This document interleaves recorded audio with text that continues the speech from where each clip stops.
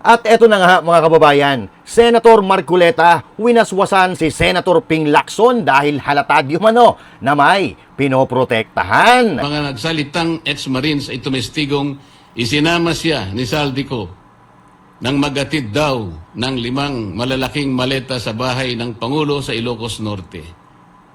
Ayon sa kanyang pahayag, si Congressman Sandro Marcos pa umano ang tumanggap ng pera at ilang oras lamang ang lumipas ay dumating rin daw ang Pangulo at ang unang ginang. Nako po.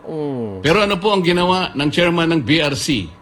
Samantala, abogado na pumirma sa affidavit ng 18 Marines, kinumpirma na lehitimo ang sinumpaan nilang salaysay. Ayan na! I told the NBI that everything was documented. All the competent evidence of identity were verified. And they confirmed to me that it is their voluntary statement. So I just did perform my notarial duties, no? Pag-uusapan po natin lahat ng yan. Maya-maya lang po, mga kababayan. Para lagi kang updated. Ako nga pala si Bidaya ng mga oposisyon sa kasalukuyan mo. At sabi nga, galit na galit ang mga laburan ng Pangulong Duterte. Kung hindi ka pa nakakapag-subscribe, isubscribe mo na yan! At syempre, magandang araw mga banateros at mga kababayan kong Pilipino sa iba't ibang panig ng mundo. Ako po si Master Judea at tayo po'y nagbabalik para pag-usapan ang mga balita na may kinalaman sa ating bansa. Pero bago po tayo magsimula, huwag kakalimutan na mag-subscribe sa ating YouTube channel at huwag din kakalimutan na mag-follow sa ating FB page, Master Judea. At syempre, huwag kakalimutan na mag-share, mag-comment, at mag-like sa ating mga video na ina-upload. At eto na, unang arangkada, Senator Marcoleta winaswasan si Ping Lacson dahil para bang napapansin niya at napapansin ng mga Pilipino na meron siyang iniiwasang pag-usapan sa komite na ngayon ay kanyang hinahawakan. So, mga kababayan, kung matatandaan po natin, papunta na po sana sa pintuan ng mga tunay na mastermind ang investigasyon diyan sa Blue Ribbon Committee. No, ang may hawak pa niyan ay si Marcoleta, pero bigla nilang hinostage ang Senado, pinalitan si Marcoleta at pinalitan ang Senate President sa katauhan ni Tito Soto.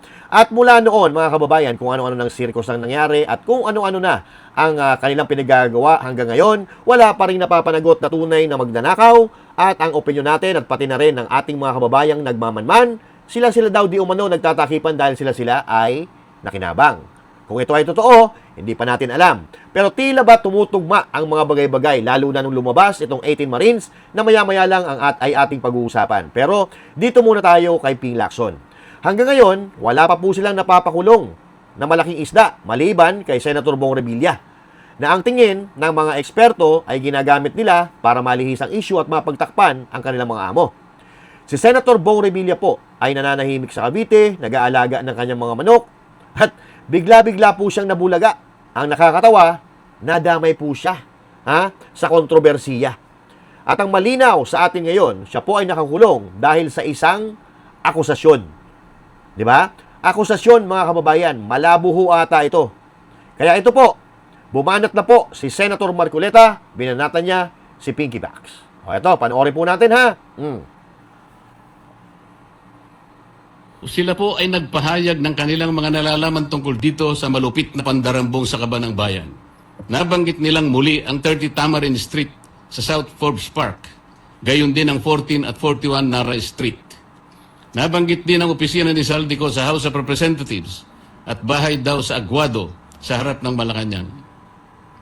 Kinumpirma rin nila na totoo ang mga inihayag ni Orly Gutesa sa nakalipas na pagdinig ng komite.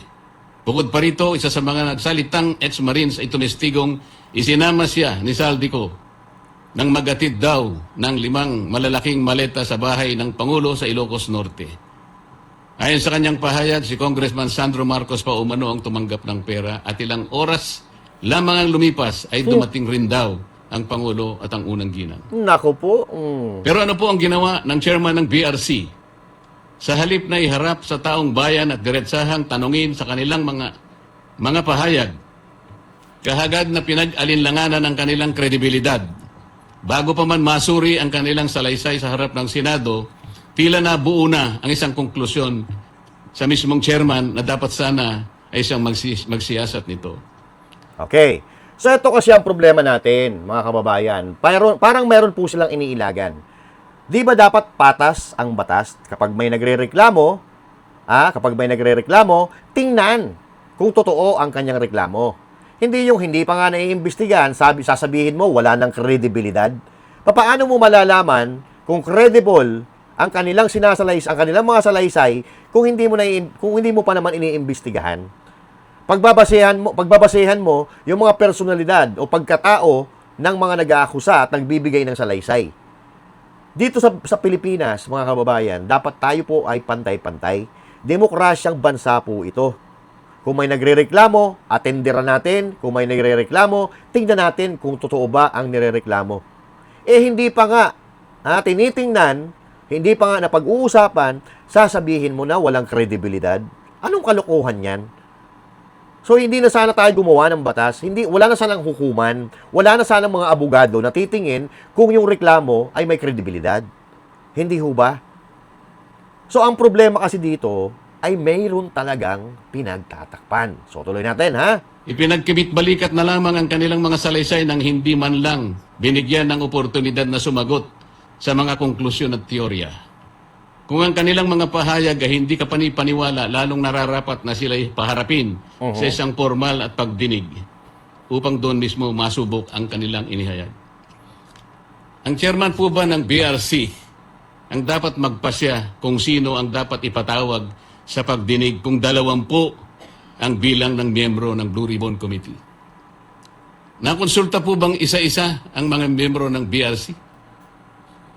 Kinausap po ba, halimbawa, si Senador Bam, si Senador Kiko, si Senadora Risa, Senador Gatchalian? Nagkaroon po ba ng caucus? Nagkaroon po ba ng hearing man lang? Para pagpasyahan po ang napakalaking bagay nito, Mr. President. Mr. President, sila ay matapang na nagsalita at handang tumestigo ayon sa kanilang nakita. Saksi sila sa kung saan at kanino dinala ang limpak-limpak na perang nakapaloob sa mga maleta, mga kahon at iba pang mga sisidlan na kanilang ginamit. Ano bang patunay pa ang dapat nilang ilabas para lamang sila'y inyong umpisahang pakinggan? O baka gusto nilang ang maleta pa ang magsalita? Baka gusto nilang yung maleta pa ang magsalita. So, tingnan mo, mga kababayan. Ang lagi nating sinasabi, kung meron man ditong credible na magiging testigo, wala po iba kundi si Saldico.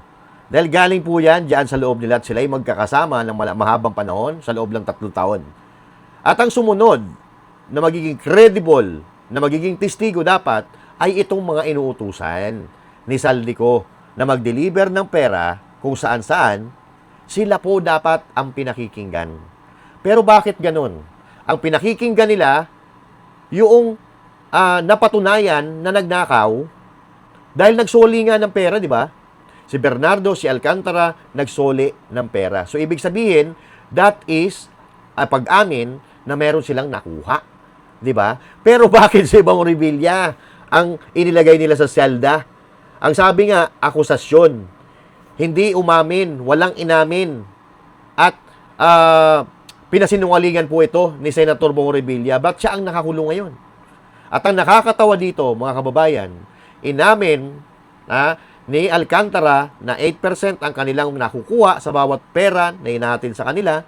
Ang sinoli nila ay kakapiranggut lang, nasa 180 million, kumpara sa bilyon na kanilang nakuha. At ang siste pa nito, sila ngayon ay state witness at pag natapos ang investigasyon, sila ay malaya at At ang siste pa, nagsoli sila ng kakapiranggut na pera, pero yung natitira, sigurado ako, napakikinabangan po nila. 'Di ba? Pero bakit ganito? Ang tanong din ng ating mga kababayan, bakit si Bong Revilla? Itinanggi nga niya yung paratang na yan. Dahil sa papel, mga kababayan, proposal, that is a proposal na ganong budget ang dapat ibigay kay Revilla na hindi pa naman nakukuha ni Revilla. Hindi nga natin alam kung sino may gawa nun, di ba? So, ibig sabihin, wala pang nangyayaring transaksyon. That proposal na nandun yung pangalan ni Revilla, pero ngayon, siya ang nasa selda. 'Di ba? Samantalang yung nagsoli ng pera, nasa laya, 'di ba? Cover pa ng Witness Protection Program, at pagkatapos ng investigasyon na ito, magiging malaya sila. 'Di ba? O, tuloy. Hindi raw kapani-paniwala. Sila nga ang inutusan magdala ng pera, Ginoong Pangulo. O, 'di ba? Kaya ang tanong, ano bang kinakatakutan ng chairman? Ano na po ba ang nangyari sa pagsunod sa ebidensya? O piling ebidensya lamang ba ang susuriin at ipipikit na lamang ang mata sa iba? Ngayon sa Romans 1:18, nahayag mula sa langit ang puot ng Diyos laban sa lahat ng kalapastanganan at kasamaan ng mga taong dahil sa kanilang kasamaan ay hinahadlangan ng katotohanan. Hanggang kailan po itong tahasang pagharang sa katotohanan, Ginoong Pangulo? Ano na po ba ang nangyari sa makulay na kasaysayan ng Blue Ribbon Committee na sa mahabang panahon ay tiningala at nagsilbing isang bantayog sa pagtukoy at pagtutok sa mga katiwalian at pagdarambong na nagaganap sa ating burokrasya? Oh, so yon mga kababayan. Ha? Malinaw na malinaw po yung binabanggit ni Marcoleta. Ha? Napakalinaw po niyan. Pero, bakit tila baga ngayon, ibang personalidad ang napag-iinitan? Ilang beses na po natin narinig ang pangalan galing sa bibig ng mga testigo, yung mga pinaghihinalaang mastermind. Pero bakit, ang tanong, bakit ayaw nilang imbestigahan? Bakit ang iniimbestigahan nila yung mga malalayo sa katotohanan, katulad na lang halimbawa ngayon? Yung mga bilyar may kinakaharap ngayon na problema, may kinakaharap na iskandalo, na kung tutuusin, ito ay negosyo, personal nila ito, pampribadong pamumuhay, pero bakit ito ang pinag-iinitan? At yung iba pang mga senador, katulad ng mga nauna na kanilang binabanatan, Nancy Binay, 'di ba? Joel Villanueva, Jinggoy Estrada, at si Chis Escudero, mga kababayan. So ito mga kababayan, ay ayon nga sa ating narinig, ito ay paghahanda sa ginagawang impeachment laban kay BP Sara. Dahil kung matatandaan ninyo, mga kababayan, nung in-impeach si BP Sara Duterte, na-impeach siya sa lower house pero hindi siya na-impeach dyan sa Senado. So ngayon, malinaw naman po siguro kung i-analyze mo ang mga bagay-bagay at pagdudugtong, pagtatahi-tahiin mo ang mga kwento, ang binabawasan po nila ay ang Senado. Di ba? Tinatanggal si Bato, gustong tanggalin si Bongo, gustong tanggalin yung mga nakikita nila at nararamdaman nilang alyado sa mga Duterte. Yun po ang pinag-iinitan nila. Samantalang dito sa lower house, mga kababayan, yung mga pangalang nabanggit dyan, yung Big Six na tinatawag, na nagsitaasan, yung mga SALN after 2 years, wala na tayo narinig sa kanila. Tahimik po sila. Pero, yung mga senador na may posibilidad na kumampi kay BP Sara, yun ang pinag-iinitan nila. Bakit? Dahil para pag umakyat sa Senado, ang impeachment ni BP Sara Duterte, walang bilang. Ang mga kakampi ni BP Sara Duterte, siya po ay may impeach, hindi makakatakbo bilang presidente sa 2028. Napakasimple. Tatanungin ko po kayo, if ever BP Sara get impeached, sino po kaya makikinabang dito? Sila-sila din, di ba? Di ba? Sila-sila. Kasi pag si BP Sara Duterte hindi makatakbo, tuloy ang ligaya. Kasi ngayon pa lang, si BP Sara Duterte nagsabi na siya ay tatakbo at pananagutin niya ang nagnakaw sa gobyerno. Diba? Pero ang hindi nila alam, kahit ma-impeach nila si BP Sara Duterte, may Basti Duterte, may Pulong Duterte, may mga Duterte pa rin na matitira. At yun pa rin ang iboboto ng taong bayan kung sakasakali na-impeach nila si BP Sara. Hindi ho ba? So now, mga kababayan, ang mangyayari, kung halimbawa man, let's say for example, they're trying to do it, they are trying their best to impeach BP Sara para baka inaakala nila pag na-impeach si BP Sara, wala nang tatakbo, hindi na maiimbestigahan ngayon yung mga kalukuhan at kalapastanganan na pinagagawa nila sa kaba ng ating bayan. No. Kahit i-impeach si BP Sara, the truth will come out. Okay? And the truth will set us free. Okay? As a country. Kasi kung may tinatago tayo ng mga anomalya, may tinatago tayong baho, wala. Hindi tayo alagwa, hindi uusad ang ating bansa. At ang baho na yan ay mananatiling baho at ang bansa natin ay mananatiling mabaho. Yan. Pero, mga kababayan, balikan po natin. Si Senator Lacson, mga kababayan, sabi niya, siya ay nag-aalinlangan sa kredibilidad nitong 18 na Marines. At may iba pa, may iba pa po. Nasabi nga ng NBI, lalabas daw this week, pero hanggang ngayon wala pa namang lumalabas. Di ba? Pero, sa ating pagkakaalam, at sabi na rin mismo ni Atty. Baligon, that's more than hundreds. Okay? More than hundreds of Marines na magsasalita if ever na hindi kayanin nitong 18. May backup sila na magsasalita at sa tingin ko, parehas din ang sasabihin nila doon sa mga naunang 18 na Marines. Kung pagugurguruin man nila, yung 18 na Marines, meron pang natitira na 80. Di ba? Ganyan kalupit. Di ba? May stock. May reserva, ika nga. Di ba? So, ito yung laban na mahihirapan silang ipanalo. Kasi napakarami niya na magsasalita mga kababayan. At ito pa isa. Yung abogado na pumirma, di ba? Ay kinatigan itong 18 Marines. At kanina, sinabi ko sa inyo, malinaw po ang pagkakalatag ni Senator Marcoleta. So bakit nga naman takot ka, Senator Lacson? Ano bang kinatatakutan mo kung pag-uusapan at iimbestigahan ang 18 Marines sa Blue Ribbon Committee? Mga kababayan, nakita naman natin kung ano ang ginagawa ni Lacson sa Blue Ribbon Committee. Minsan nga, siya pa yung nagsasalita para sa mga testigo, hindi ba? Yung dalawang babae na naka-face mask. Siya ang nagsasalita para doon sa dalawang babae. Kasi, kapag yung mga babae ang nagsalita, magtatanong, i-interpellate yan. Tatanungin yan ni Marcoleta. At alam ni Lacson na hindi nila kakayanin si Marcoleta sa tanungan. Kaya, kinokontrol niya ang mga ganap sa Blue Ribbon Committee. Pinaninindigan ni Lacson na walang credibility itong 18 Marines. Paano niya nasabi na walang credibility? Hindi pa naman niya kilala eh. Hindi niya kilala itong 18 Marines. Baliktad niya eh. Kasi si Madriaga na nakakulong, may credibility para sa kanila. Pero itong 18 Marines na nasa laya, hindi sila naniniwala. Pero wala na po sila magagawa dahil tumalbog na po ang bola. Konting dribble na lang, isushoot na at malalagot na kung sino ang tunay na may sala. Palapit na ng palapit po sa kanila ang ebidensya. At ito nga, yung abogado po ng 18 Marines na pumirma doon sa kanilang affidavit, sa kanilang salaysay, ay kinumpirma na lehitimo ang salaysay nila na pinirmahan mismo ng abogado na ito. Siya ang susunod na magsalita, pakinggan po natin. No, I just came here to clarify some matters that they want me to clarify. And just to set the record straight, I am a duly commissioned notary public for the city of Las Piñas over a decade, no? And as I've said, as I've explained, the pinagsamang sinumpang salaysay is no ordinary affidavit, ano? Okay? Actually, marami kasi siyang mga affiance, no? So I had to perform my notarial duties in accordance with the rules on notarial practice, and I told the NBI that everything was documented. All the competent evidence of identity were verified, and they confirmed to me that it is their voluntary statement. So I just did perform my notarial duties, no?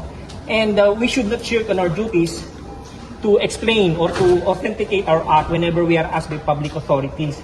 That's what I did today, and thank you. Sir, umarap ba yung 18 ex-Marines nung nag-notarize kayo ng affidavit nila? Yes po, they subscribed the pinagsamang sinumpang salaysay on my front, no? And I verified all their identities and I administered the oath as expected of me as a notary public. Sir, the director said it's very unusual to have one affidavit for all 18 affiants. Sir, kayo po ba As I've said, doubts there? it is not different from all the affidavits that we do notarial acts for, no? It is a mere affidavit. Only that there are so many affiants. The only problem with us is to how to squeeze it in the notarial register because there are 18 of them. Plus one, the witness, si Bishop, So yun lang naman ang kaibahan doon. Our duty is just ordinary, administer the oath. They affirm it, and we are bound to administer the oath because they confirm that it is their voluntary statement and allegations contained in the affidavit. So ganun lang, hindi po unusual yun.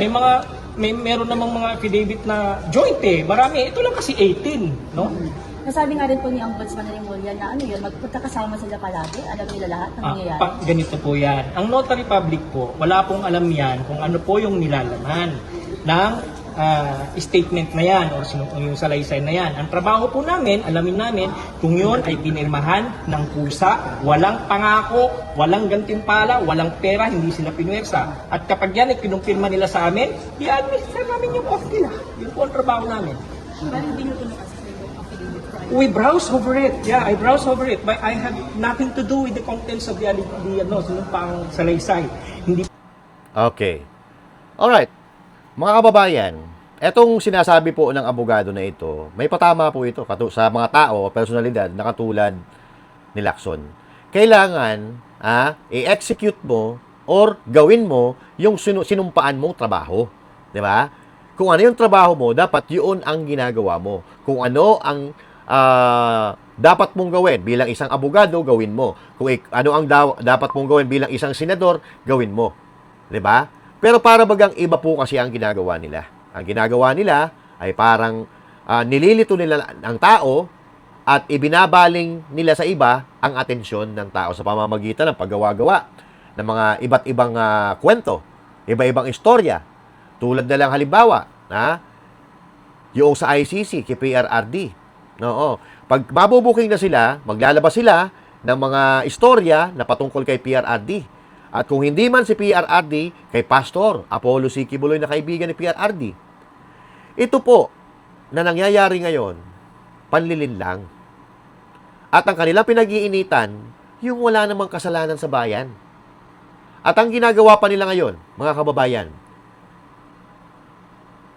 pinapaputok na naman nila yung idea o yung balita na yung mga ari-arian ni Pastor Apollo C. Quiboloy at ng KOJC ay naka-freeze na. Matagal na po naka-freeze yan. Nung panahon pa po ng siege, naka-freeze na po. Naka-freeze na po ang asset po nila. Pero ngayon, bakit nila nilalabas? Pinapuputok nila. Bakit?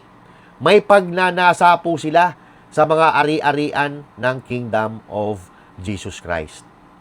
Na yan po, na mga ari-arian na yan, na kahit singkong duling, wala pong nanggaling sa kaban ng bayan.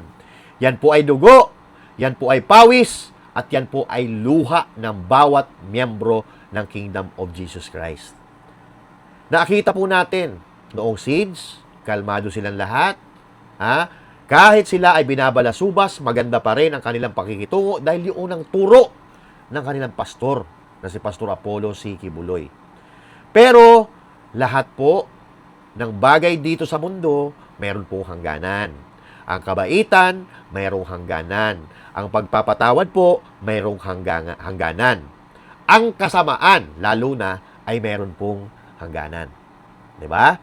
So, kung kayo ay gagawa ng kasamaan, ang kasamaan ay hindi naman nagtatagumpay laban sa kabutihan. Yun po ang lagi nating tatandaan. Kung kayo man ay magtagumpay sa ginagawa nyo o binabalak nyong kasamaan, hindi naman maglalaon, babalik din sa inyo yan. Hindi ho ba? Ganun po.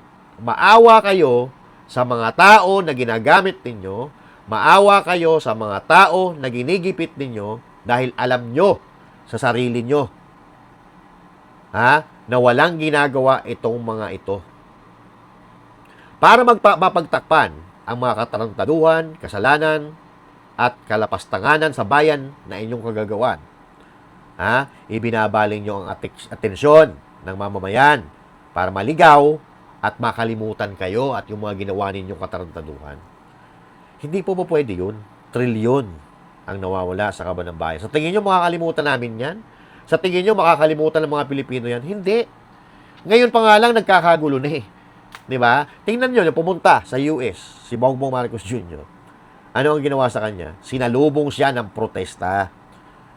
Kung lumabas siya doon, baka kung ano pa ginawa sa kanila ng mga kababayan nating OFW doon. Nakita nyo?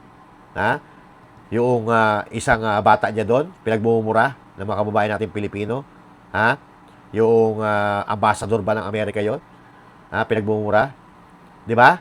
Si Lazaro ba yun? Lazaro? Oo. Pinagmumura habang sumasakay sa sasakyan? Di ba? Ganun na po kagalit ang taong bayan. Hindi nyo na maiisahan ang taong bayan at umuugong na sa aming isipan yung ginawa ninyo na pagdanakaw. Ngayon, mga kababayan, kung meron po kayong opinyon dito sa ating napag-usapan, i-comment nyo dyan. Ha? Ilabas nyo ang galit ninyo. Ha? Para susunod, pag-usapan natin ang galit nyo sa mga kawatan. Dahil hindi napapayag ang taong bayan na tayo ay lokohin, tayo ay pagsamantalahan. Lahat po tayo dito, biktima, mga kababayan. Dahil lahat tayo, lumabas ka lang sa bahay mo, dumukot ka sa bulsa mo, nag-aambag ka sa ekonomiya ng bansa. Nagbabayad ka ng tax, isa ka sa nananakawan. Tandaan mo yan. And once again, this is Master Juday saying thank you. God bless you all. And to God be the glory. Magkita-kita po tayo. Susunod na upload. Bye!